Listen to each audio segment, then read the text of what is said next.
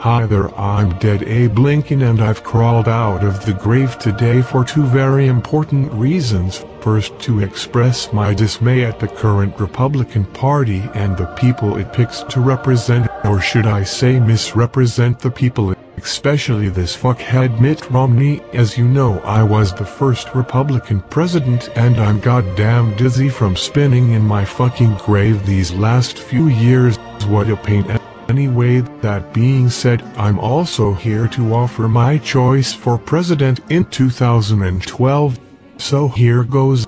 I want you to vote for Exile Guy. Make him your next president. Don't even consider those other ass wipes. Romney, Obama, Honest John. They will not do the kind of job that Exile Guy will do. I fucking promise you that. So I'll make this short. The sun is too bright and I want to get back to the crypt. Vote for Exile Guy in 2012. Why settle for the lesser evil?